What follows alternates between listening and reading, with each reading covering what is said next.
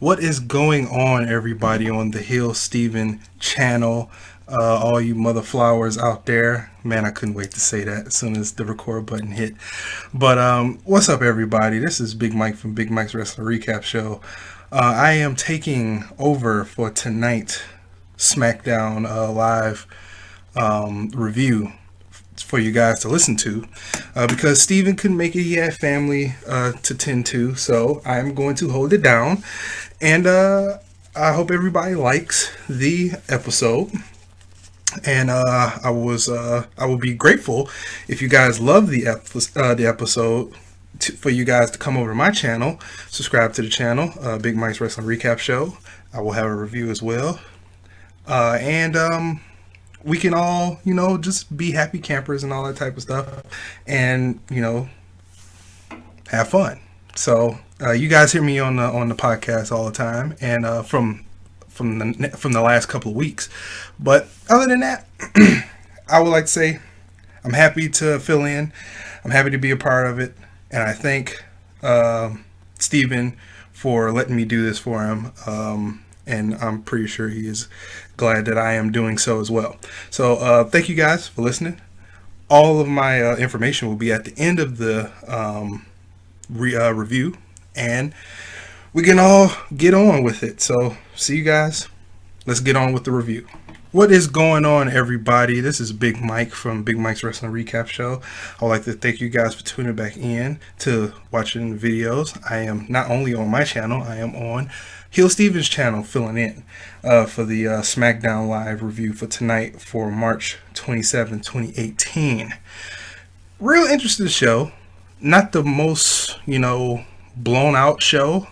The most interesting show. The most, grasping, even though we had a lot of interesting things falling into this show, with all the injuries and stuff that's popping up at the wrong time, with Shane McMahon and Charlotte, even though it looks like those two will be okay. Shane, not so much, but we still have that opening for Shane to make an appearance at WrestleMania and be along the side of Daniel Bryan. But Charlotte, that come to find out she had dental issues, she had an infection. They nipped that in the bud, and she will be facing Asuka. That was like one of the most things that everybody wanted to see. That was the money match that everybody wanted to see, including me. That match didn't happen. That would have been a very disappointing. That'd have been very disappointing for if that didn't happen. But nonetheless, let's hop into this show. We start off, I believe. We start off with Bobby Roode and Randy Orton versus Jinder Mahal, and it was supposed to have been one of the Singh brothers, but he was faking an injury. Jinder Mahal cut a promo and says Sunil cannot fight tonight. He has all these injuries. You guys won't be able to see this tiger in action, but I've got a replacement, and I've traded in a tiger for a lion. And Rusev music hit, so Rusev comes out, the crowd pops, and the match starts. Decent tag team match. It was basically playing off of the triple threat that was going to happen. Then triple threat. Now we know it's not a triple threat anymore, but then triple threat that was going to happen. The tension between all three men, especially the two guys that were tagging together. Randy Orton and Bobby Roode. Excuse me, I was gonna say Rusev, but Randy Orton and Bobby Roode. So it was like tension tags and let me do this, tagging in at the wrong time, and some blind spots with Bobby Roode getting going and getting the momentum on his side and getting that hurry up, get out of here tag from Randy Orton. Same thing on his side, and that ended up biting him in the behind with Bobby Roode doing one of those, and Jinder Mahal went and got in the way of Randy Orton's RKO, Bobby Roode tried to save, but ended up getting thrown onto Randy Orton in the middle of the RKO. Randy Orton got mad, RKO'd his own partner. Then Rusev Machka kicked Randy Orton square in the face. 1, 2, 3, match is over. So Jinder Mahal is ecstatic. You know, he's going crazy like he won the match for the team. But at the commercial, Jinder Mahal is walking backstage with Sunil Singh. When he rolls up on Rusev, thanks him for being his partner. He invites him to a victory celebration after WrestleMania when he wins the United States Championship. He said he would give him a front row ticket, and Rusev said he has a better idea. He said, I pinned the U.S. champion Randy Orton, so I'm going to go right down to Daniel Bryan's office, and I'm going to try and make this a match. Not a triple threat, but a fatal four-way. And I think they confirmed that. So not only did we pretty much predict a triple threat between Jinder Mahal, Randy Orton, and Bobby Roode, we have now got a predicament in our hands with the overness of Rusev Day. Rusev had nothing to do. Thank God he's not in, the Andre the Giant Memorial Battle Royal. But they added another man to this situation that we are all thinking that might be on the pre-show. So he's not really out of the woods. He still might be on the pre-show. If this match is not on the pre-show, I commend WWE for doing this. Even though I still hate multi-man matches. I hate them. WWE has made me hate multi-man matches. So adding another man to this for just, for the simple fact of we all say that if you pin the champion, you should be in the match with the champion or get a match from the champion since you pinned the champion when you wasn't supposed to. They used it against us. So pretty much I think next week they're going to announce this is a fatal four-way. And I looked on Wikipedia and they added Rusev to the match. So I think it's confirmed. I don't know if it's a graphic out there with Rusev in the match already on WWE's Twitter page. But fatal four-way time for them. And Aiden English sings Rusev Mania while they walk away. Then we get Becky Lynch versus Ruby Riott. This match was okay, we know these two girls can go. But towards the end, the Riott Squad trying to get the distraction thing going on Becky Lynch. Becky Lynch is tending her attention to them. Ruby Riott tries to go for a roll-up, but it almost reverses into a disarmor. Then Becky Lynch gets the distractions out of the way. Then she tries to go for the disarmor again. She tries to go for a roll-up. That gets reversed again. Then Becky Lynch does a roll-up of her own. It was an Oklahoma roll pin, and she got the victory. And at the end, the Riott Squad, the rest of them, Sarah Logan and Liv Morgan, try to beat up Becky Lynch, but she takes on both of them, tosses them over the top rope because I guess this is her saying that she's in the women's battle royal at WrestleMania. And she throws both Sarah Logan and Liv Morgan over the top rope, insinuating that I got a shot at winning this, even though she's probably going to be the first couple of women to be eliminated, sadly. But that was that. Then we get Daniel Bryant, like Kobe Bryant. Daniel Bryan. I have a knack for calling him Bryant instead of Bryan. It rolls off the tongue better to me. I don't know why. But we get Daniel Bryan coming out to address the crowd. He soaks in the crowd reaction from the stage, talks about how last week was one of the greatest moments of his career. Finally getting cleared and being told he can do what he loved for over 16 years.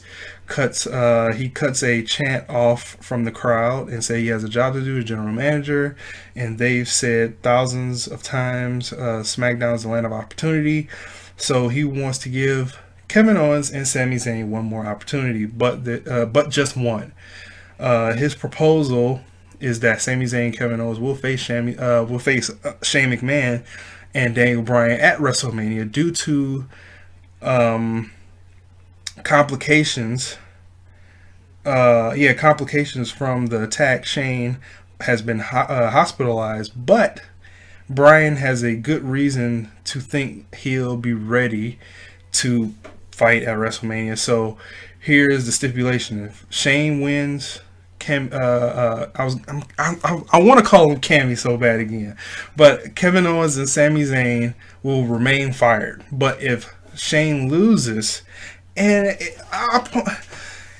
when he say Shane, this is why I didn't notice the first time. He didn't say if we lose. He said if Shane lose. Just Shane. If Shane gets pinned. That's basically how he insinuate this.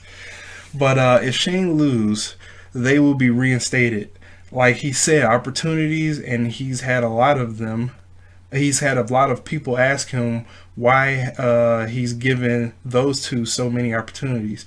He's given them opportunities because he thinks they're two of the greatest performers of this generation, because he's known them for 15 years, struggling together and being poor together, and because when he needed a place to stay, they gave him a bed. And he goes on and on and on, and basically talking about how the opportunities and stuff, and the GM job, he's talking about the GM job, how he doesn't like, he has to go to what did he call them? Board meetings. He said you gotta go to board meetings, you gotta fill out paperwork, you gotta wear blazers or cardigans, whatever he has on now, and he got sick of it. He throws the cardigan out, which was a nice cardigan. He got it all dusty, but he threw the cardigan on the floor, and then he basically got all fired up, gave a nice little war speech. This is not Daniel Bryan the underdog. This is Daniel Bryan who fights for his dreams, and at WrestleMania he's gonna kick Kevin Owens and Sami Zayn's ass. Wow, very powerful promo from one Daniel Bryan. And then something bad happens after this. We get a video package from Chad Gable and Shelton Benjamin cutting a promo, and we got the return on WWE television of the freaking font popping up when they say keywords. I am so angry. I am furious that they brought that back. Why did they bring that back? I don't understand why they brought that back. To be honest, what is going through people in production's mind when they have to edit this stuff and they put in these fonts, making it seem like it's bigger than what it's supposed to be? If you gotta put font to make something bigger than it's supposed to be, then they're not doing their job as a promo worker, or as delivering something that's supposed to be believable. Stop it. Just stop it. Then we get the New Day. That will be coming up. After that, New Day comes in. They have their font crap going on with their freaking thing. And they talk about how the Bludgeon Brothers took them out, basically almost put them out of commission. And they're going to try and do the same thing by beating them in this next match. So that leads to Bludgeon Brothers versus the New Day, Big E and Xavier Woods. This didn't last long. When Rowan and Harper had the edge on the New Day, they were getting ready to grab the mallets. And then once they grabbed the mallets, the Usos came out. And this was what's weird about this. The Usos came out, hit both Bludgeon Brothers. The ref just looked. He said, okay, he just hit him. What am I supposed to do? He hit him again. Call a match. If you look at that match, and it was at the right angle too, so you can see the ref. If you look at that match and you look at the ref looked highly confused. Like he didn't know what he was doing. But it took him a while to disqualify the New Day for that interruption in their match. And then that led to the Bludgeon Brothers gaining the advantage and grabbing the mallets, almost crushing all of their adversaries' heads and feet and hands and all types of limbs and body parts. And that would be a triple threat. And I honestly say, and I'm going to say this once, and I'm going to say this in my preview and predictions next week, the Bludgeon Brothers don't win, you can basically put them back to where they were, back to square one. Because they don't win now, they're never going to win. and they're never going to be taken serious. They're finally getting taken serious. They look great. They got a great gimmick. They got great music. They got good things going for them. All three of these dudes we know can go, especially with all of each other. If they don't win, I think it's over for them. That's just my opinion. Then we get some hype from Charlotte and Asuka's feud. Then we get Dolph Ziggler versus Tyler Breeze, and we get a nice special appearance from the Andre the Giant Memorial Battle Royal trophy, and it shows all the names on the trophy, all the names that struck in and built up and people made careers. Not Cesaro, Big Show, Baron Corbin, Mojo Rawley. Maybe one of those guys propelled somewhat into a nice career, but got eventually buried by one John Cena. But this ended in Dolph Ziggler winning with the zigzag. Wasn't nothing much of importance here. Funny things from Fandango: every time Dolph Ziggler in the beginning of the match tried to go at Tyler Breeze, he would hop on the apron and start moving his hips. And he was basically the funny thing. This was the comedy spot, basically. Wins with the zigzag. Dolph Ziggler walks to the trophy and he stares at it. Super kicks Fandango. Stares at it again. So that is insinuating that he is entered himself in the Dre. Next. Then we get the main event. We get Shelton Benjamin versus Shinsuke Nakamura. And before this, it was a segment in the back where Shinsuke was talking to AJ Styles. AJ Styles was looking confused, mad, or concerned, or something like that. Shinsuke said that he was concerned for him, saying that he had a confidence problem. AJ Styles said he never had a confidence problem. He said, that's why I wanted to have you accompany me out in my match. And he said, okay, I will do it just for you, but if I'm going to be out there, you know Chad Gable's going to be out there, so I'm going to help you out. And he said, okay, cool, bye. And that was it. That was basically it off that. And then we get the match. The match is pretty alright, you know. Your standard match. It could have went longer, but they had something planned for 5 minutes. So it ended at 9:55 with a Kinshasa to Shelton Benjamin. And then post-match, Shinsuke Nakamura grabs the mic, invites AJ Styles into the ring. He thanks AJ Styles for being in his corner, but he never needed his help. He only wanted to show AJ Styles how he's going to beat him at WrestleMania. AJ is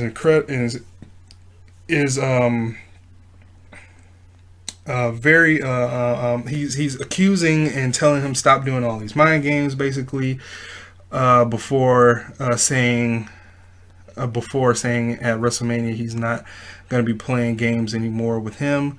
It's not just a dream match for us, it's a dream match for him, even though it already happened 2 years ago. For us, we know they'll tear the house down, put on a clinic, because that's who they are. AJ Styles' dream match is a little bit different. Shinsuke is the best, but AJ has to beat the best. In order to beat the best, he has to beat him, and that's why he'll know that he's phenomenal. And from their point on, AJ will be the guy that is formerly known as the guy that SmackDown Live. This is the house that AJ Styles built, basically. And I want him to stop saying that, because it's starting to get annoying. The first time it was cool, but it's starting to get annoying now. And then Nakamura responds by growling and making noises before he's saying that's he said basically you all talk and no pop, and I'm a silent assassin. That's basically how he put that. And he said, you're too emotional, and I'll see you at WrestleMania. Shinsuke leaves. Gable and Benjamin attacks attacks Styles. Nakamura hits an exploder suplex on Chad Gable, and a chain of strikes on Shelton Benjamin. They leave. AJ Styles is down. As soon as he sees that, he goes to the corner and setting up for the Kinshasa. As soon as he goes for the Kinshasa, he stops in front of AJ, and he, with a surprise look on his face, and he say knee. He grabs his knee, grabbing his knee, caressing his knee, and then he said to face, and he insinuates what he's gonna put to his face, and then taps him on the head like Dana Brooke used to do in her gimmick. And that was the ending of SmackDown Live. That was a better ending than I thought it was going to be. I thought it was going to be cringy, botchy, and all that type of stuff, but it all made sense. You know, this is the better talking points of Shinsuke Nakamura, in my opinion. Other times they made him look like a doofus. I think he didn't look like a doofus this time. And where were they at tonight? They were in Pittsburgh. Pittsburgh ate this up. So that was great. Because if the crowd crapped on this and shitted on this, it would have been awful. You know, so they did their job. They made this look better than it was supposed to be, and it was acceptable coming out and ending the show. Now next week is the go home show for SmackDown and Raw. We'll be really on the road to WrestleMania, and WrestleMania will be here less than a week from now. So that is my review. If I have to give SmackDown a grade or a rating, I do this on my channel. I think Steven really doesn't do this on his channel, but that's okay. But I do this on my channel. If you guys are listening on my channel, I give out of 10 SmackDown I give it a 5 because they were on pace. They were building. No Carmella because there was no women championship match to, you know, because Charlotte and her dental health. So I give it a 5. They were building sort of to WrestleMania, and they were on pace. You can tell that they were they're building. Raw didn't do that last night. They didn't do that. So this was good. I give it a 5. It was average. Wasn't anything that blew my mind. So in that case, I would like to say thank you guys for watching this video on the Hill Steven channel. Thank you guys for listening to me. And I appreciate it if you guys go to my channel, subscribe to the channel, Big Mike's Wrestling Recap Show. People on my channel, if you're new, subscribe. If you've been here, thank you for clicking the video. Like the video, share the video, comment, tell me what you guys thought. All of my Twitter, Salrex Twitter, he makes my graphics, OK Phase graphics, Hill Stevens graphics. If you haven't, or I'm pretty sure you have, the logo to the Hill Stevens channel is great. Solid Monster, JD from New York, he makes all of their graphics, and we are very appreciative of him. And I also like to thank OK Fade for making the thumbnails to these reviews. I appreciate you for helping me out. Your deed to me is gladly appreciated. And I will see you guys. Well, on my channel, I will see you guys tomorrow for NXT. Steven will see all you mother flowers tomorrow for his NXT review as well. And hopefully everything is well with him, with family. And that's it. See you guys. Peace.